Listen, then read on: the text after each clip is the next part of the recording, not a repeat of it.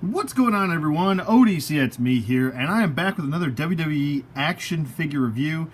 This is a part of the WWE Elite Flashback series, Build a Heartbreak Hotel, and this is the first figure in the wave.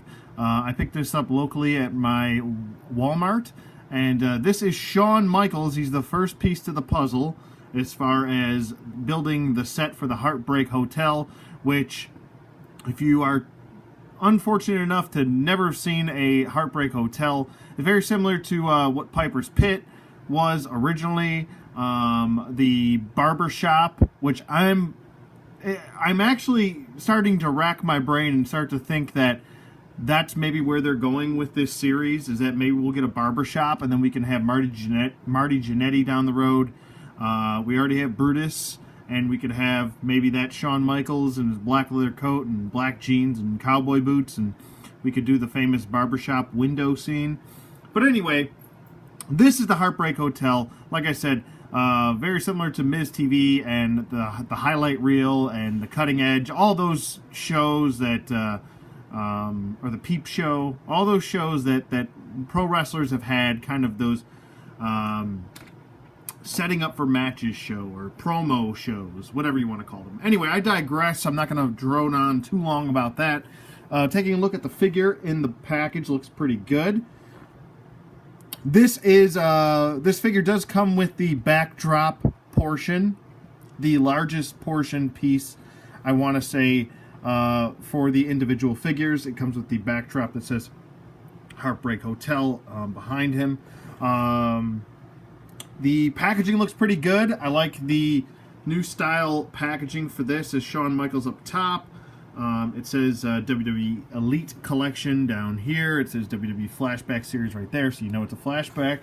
We've got the old school Shawn Michaels 90s, very mullet-esque look for him. On the back, some more mullet Shawn Michaels, and we have the sensational music entrance. The origin singer for HBK's entrance music was none other than the then valet, which it wasn't his valet back then when this attire was out, so they're incorrect with that.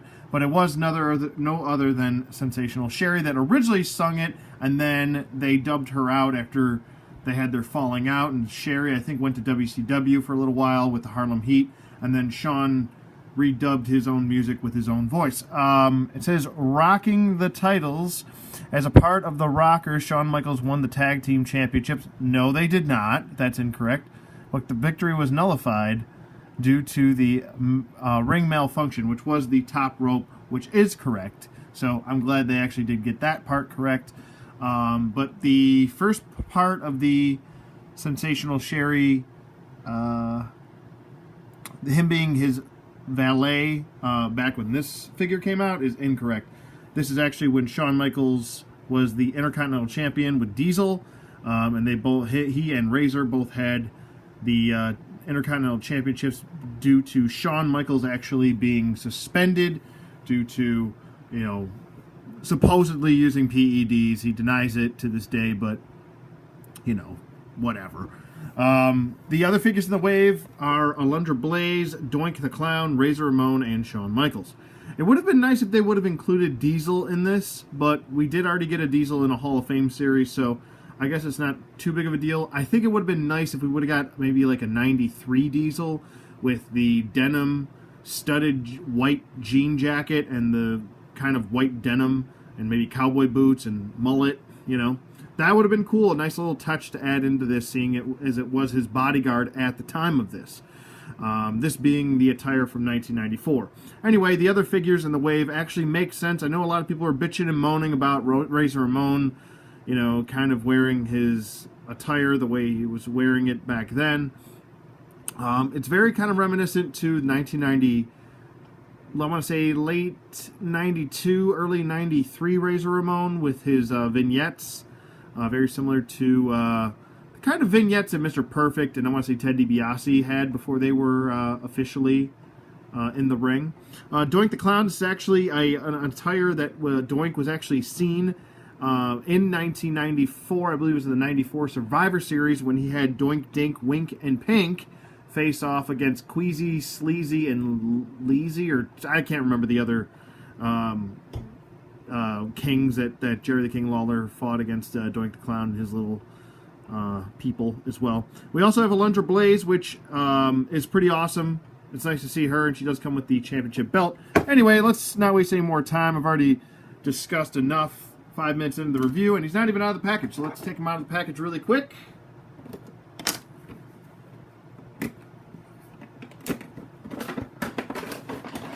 Alright.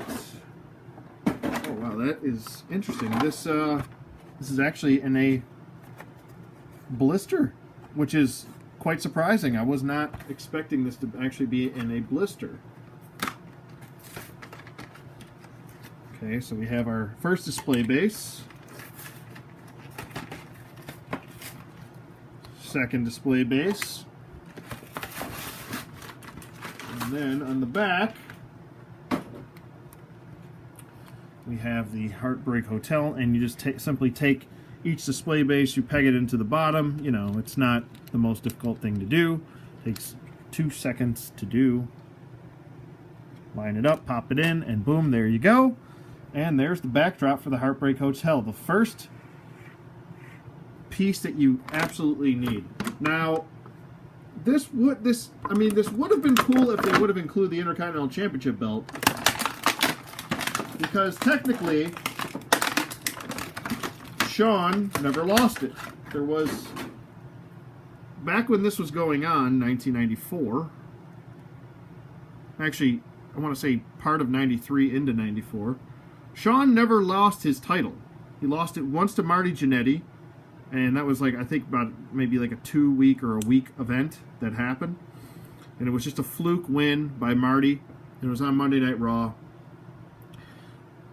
and but this was during their time of when Shawn never lost the title, was suspended, came back, still had his Intercontinental Championship belt because he didn't want to give it up to Mr. McMahon, and you know, came back with the original. They had a new one made. Razor got the new one after defeating what was it?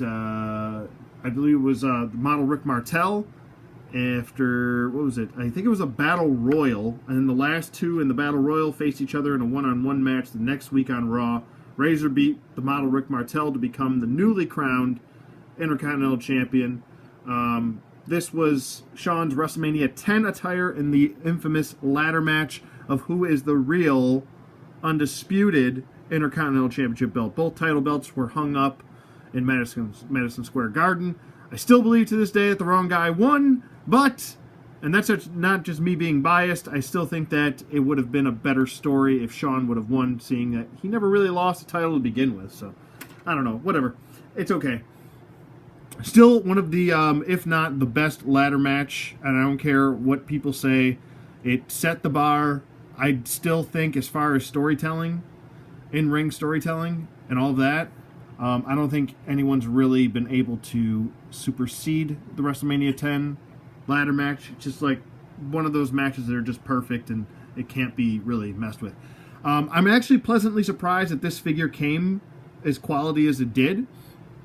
The original promo shots for this did not have his tattoo, which is nicely done, by the way. I have to commend Mattel for doing his tattoo some justice. Which in the original promos really had me worried that it did not have his tattoo on his arm, and I was like, oh boy, not going to be good. But I like the gloves that they decided to go with. They decided to go with his ringside exclusive style.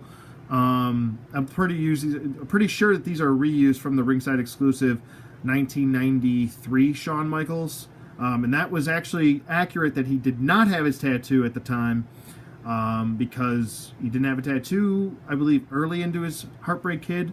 I want to say later on in 93, he got the tattoo, and then, so that figure is actually accurate. I've seen a lot of people misinformed and saying that, oh, he doesn't have his tattoo on his arm, it's not accurate for that ringside exclusive 93 Shawn Michaels. But it is. So I like the gloves that they decided to go with. Like I said, it's from the 93 Shawn Michaels from Ringside Collectibles. The vest is very nice. I think the one inconsistency here is that these little circles are supposed to be mirrors, as far as I do remember. Not the biggest deal. It's a nitpick. Not a big deal at all. Everything else on the vest looks really good. Pretty happy with it. I like the back portion too with the heart. They did a really good job on this vest. So a lot of new tooling here, brand new sculpt for the vest, and I'm really pleased with it.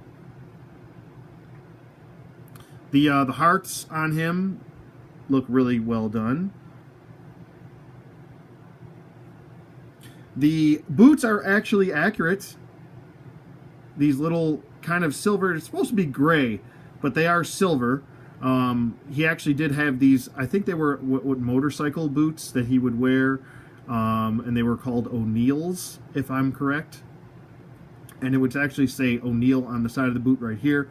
These were his white and gray versions of the O'Neill's, and then later on in I want to say late 94 in through to 96, he wore his black and white O'Neill boots.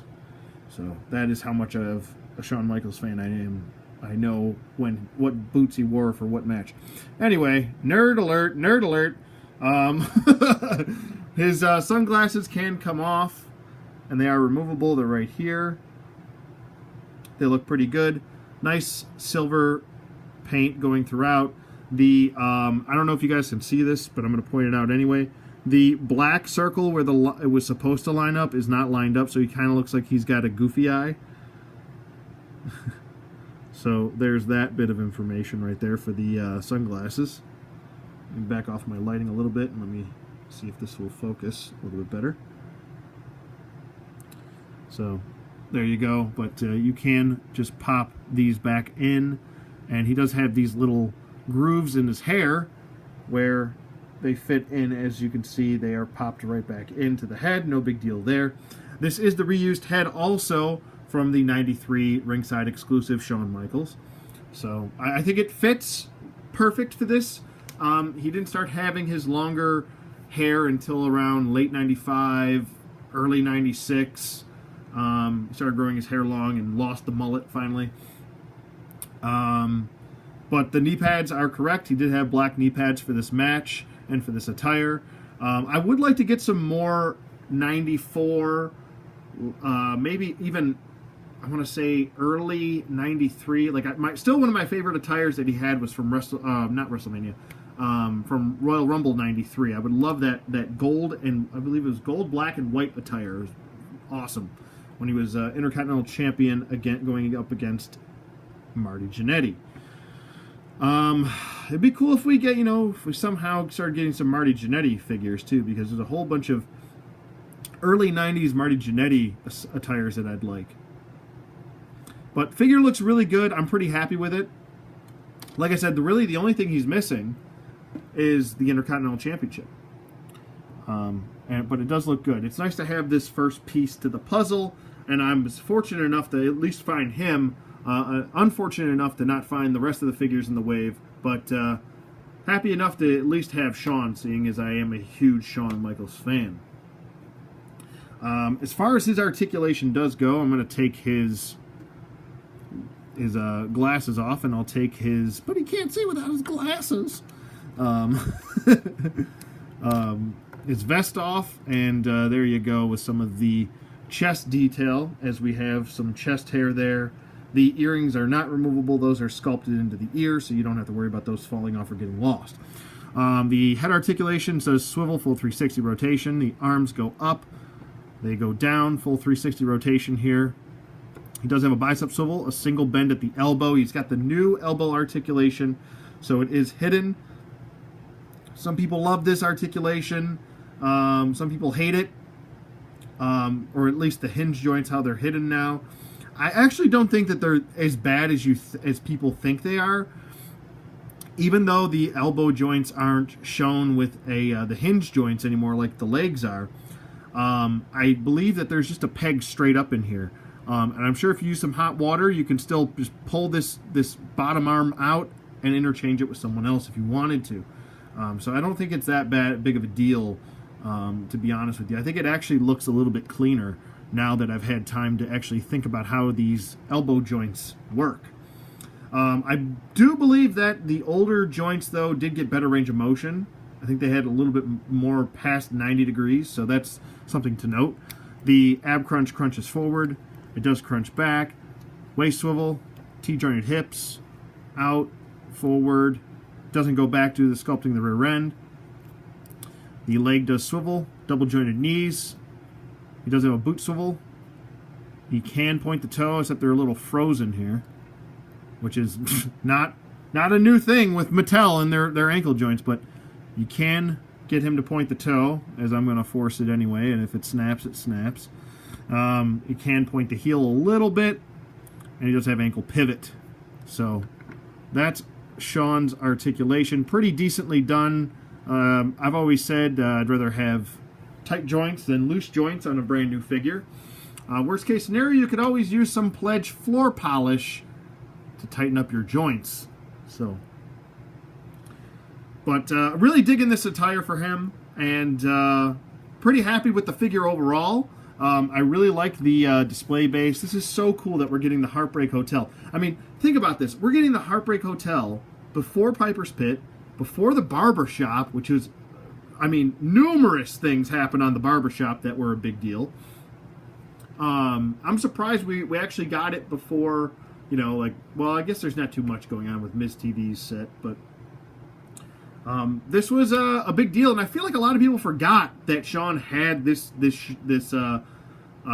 TV show, I guess, little interview show. But pretty cool. I like this, that you can actually detach this, and it breaks down to just saying Heartbreak Hotel. You can take this kind of cloth off. I think they did a pretty good job with this sign, though. It looks really well done. Some people were saying it's a little bit too short, and it should be maybe up here. I don't really care. It doesn't really matter to me that much. I'm just happy to even have it, to be honest with you. Let's put his stuff back on. And it's really not hard to put his vest back on. You simply just have to, you know, put his arms back like you would be putting on a coat for yourself. And then just, boom, there you go. Didn't take me long at all. We'll put his sunglasses back on. And I just got to line them up. Sorry, I'm kind of reaching over the camera here, so I can't see what I'm doing. Come on. Get in your hole.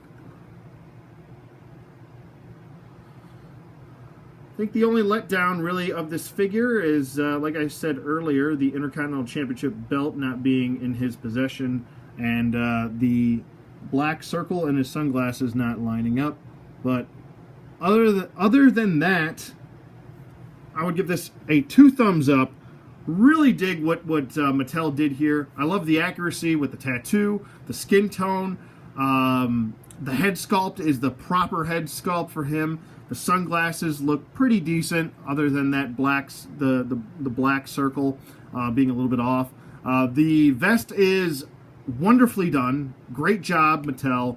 The attire is well done, nice, crisp, and clean. I know it's difficult to do white plastics. I know they get dirty easy, so but overall, really happy with it. Definitely go pick this up. If I were you and you're remotely a Shawn Michaels fan like I am, I would pick up the whole wave. I'm going to end up getting this whole wave. It was unfortunate that I couldn't find the rest of the figures in the wave. Maybe Walmart got confused and just decided to put out Shawn Michaels instead. But there was 2 Shawn Michaels there at my local Walmart. One of the many Walmarts in my area. But I do plan on getting this, whether I have to order the rest of the wave or whether I have to try and toy hunt it. I'm going to do my best to get all the figures. So with that being said, let me know what you guys think in the comments below. Thank you for watching as always, and I'll see you guys on the flip side.